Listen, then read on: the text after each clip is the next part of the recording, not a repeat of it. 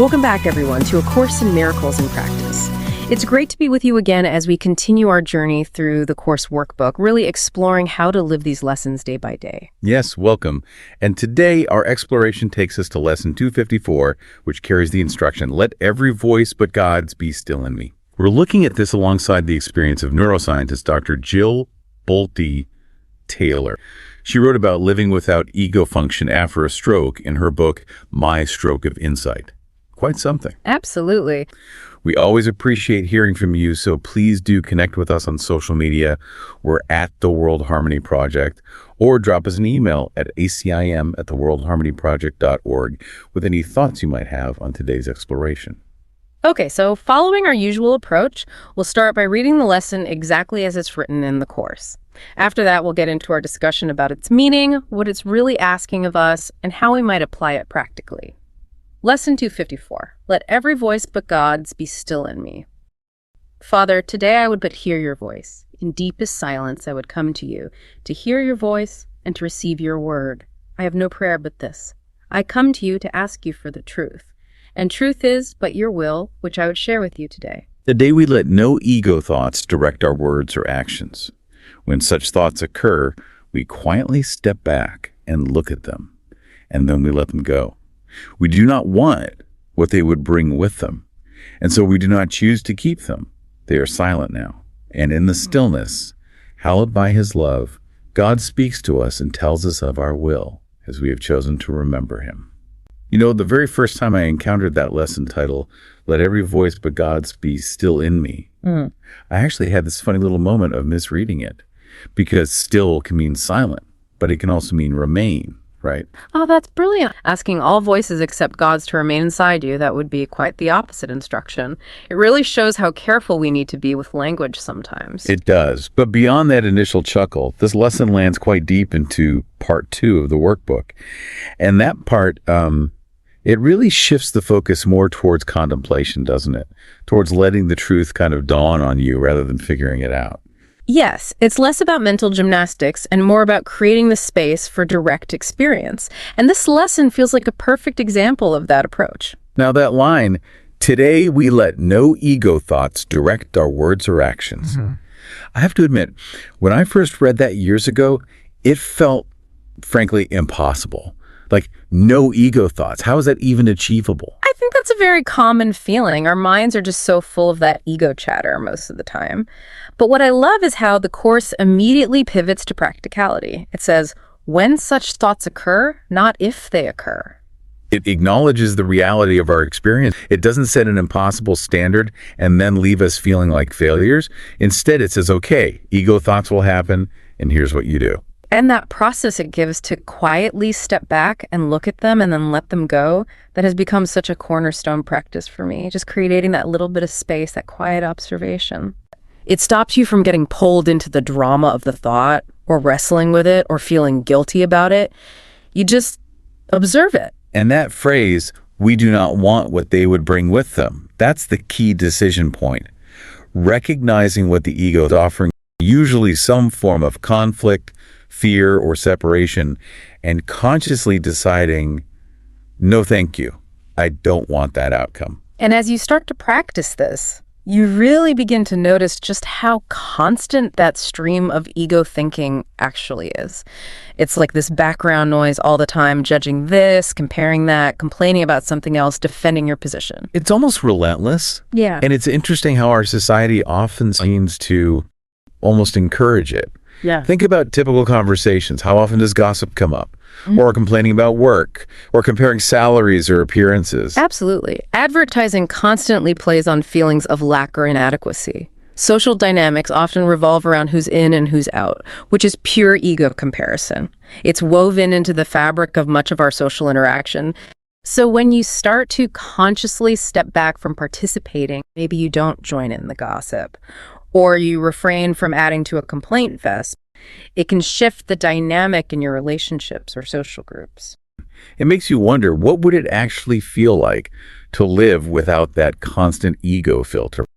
And that, for me, brings to mind Dr. Jill Bolte Taylor's book, My Stroke of Insight. Oh, yes. What an incredible account. It's fascinating because she's a neuroanatomist, a brain scientist, describing from a clinical perspective what happened when the ego-driven parts of her brain essentially went offline during her stroke. It's quite stunning. She talks about losing her sense of being a distinct, solid individual. Suddenly, she didn't experience herself as this separate body anymore, but more like fluid energy, interconnected with everything. That description just lands so powerfully, doesn't it? It's like a real-world illustration of the Course's teaching that our perceived separation as bodies is the ego's core illusion.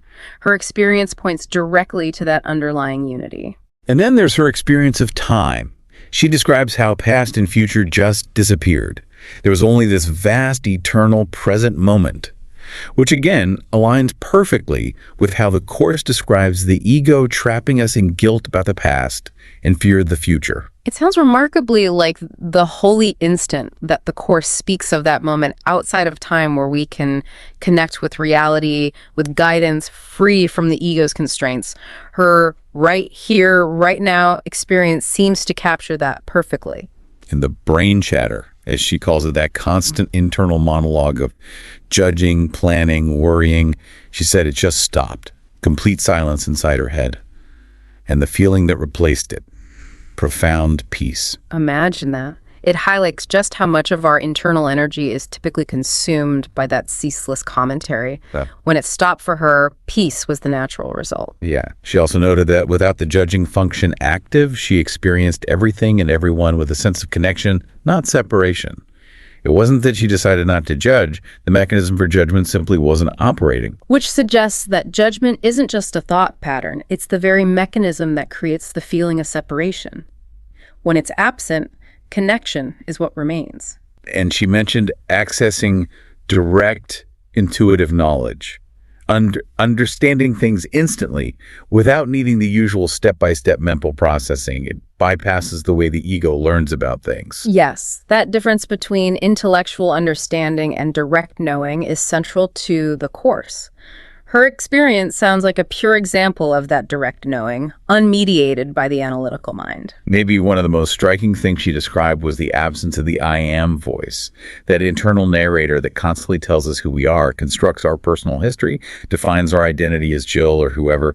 That voice was gone. That's the ego's central pillar, isn't it? Maintaining that story of the separate self. Without it, she was just awareness, pure, unlabeled consciousness. And crucially, she describes this state not as scary or empty, but as euphoric and blissful.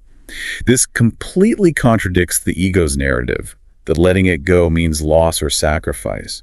Her experience was one of immense joy and peace. It aligns perfectly with the Course's fundamental teaching that God's will for us is perfect happiness, and that this happiness is our natural state, obscured only by the ego's interference. Reading her book really drove home for me how much the ego limits our perception of what's possible, what consciousness can even be like.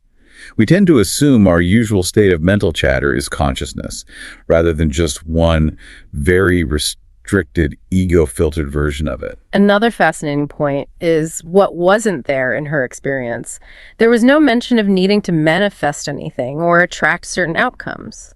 The whole idea of needing something from outside doesn't seem relevant when you're experiencing yourself as complete and connected to everything. Precisely. If you don't perceive lack, the concept of attracting doesn't really apply. It comes from the ego's sense of incompletion. In that state of oneness she described, she felt utterly whole. And also, no resistance. No fighting against reality, no rejection, no sense of hatred towards anything. Just this profound state of acceptance and peace. It reminds me slightly of a listener question we discussed back around Lesson 250 about feeling conflicted, loving the world's beauty but being told not to value the world. Dr. Bolte actually found the intense sensory input of the external world almost overwhelming, a distraction from the deep inner peace she was experiencing. Which suggests that as we move towards inner peace, our focus naturally shifts. The Course is patient. It understands we have attachments to external things, but it gently guides us toward realizing that the peace within is far more valuable and lasting. Our preferences just naturally change along the way. I remember trying years ago, to meditate myself into some kind of egoless state, trying really hard. All I achieved was a pounding headache. That's a great point, though. It highlights that this isn't about forcing a state through some external technique, which is often temporary anyway. The Course is about an internal shift, an undoing of the blocks in our own minds to the awareness of the love and peace that are already inherently there. It's about removing the interference, not constructing a new state. We're learning to undo the false beliefs that veil the complete and perfect self that is our true reality. And Dr. Jill Bolte Taylor, through sharing her incredibly vulnerable and insightful experience, gave us such a valuable gift. It wasn't a spiritual path she was on, but her description provides such a clear window into what the Course is pointing towards. Absolutely. She meticulously documented it, making this profound experience accessible. It really helps make today's lesson, "Let every voice but God's be still in me," feel less like an abstract command and more like an invitation to uncover something truly wonderful that's already within us, just waiting beneath the noise. It shows what's possible when we practice stepping back from the ego's constant demands. And for anyone listening who feels like this path is slow or difficult sometimes, please remember there's no timetable. There's no race. Every single step you take in willingness is the journey.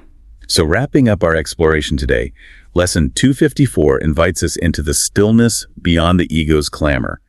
And Dr. Bolte Taylor's remarkable account illuminates what that stillness can feel like. Not emptiness, but fullness, connection, and profound peace. If her story resonates, we really do encourage you to read My Stroke of Insight. It offers such a unique perspective on consciousness, the brain, and what lies beyond the ego's limitation. Thank you for joining us for this exploration. Did Dr. Taylor's story resonate? Have you had glimpses of this stillness? Let us know on social media or email us. We often share listener insights. Tomorrow, we'll continue with Lesson 255. Until then, remember, when those ego thoughts pop up, you have that choice. You can quietly see what they're offering and choose instead the stillness. Your true self is always there, waiting peacefully.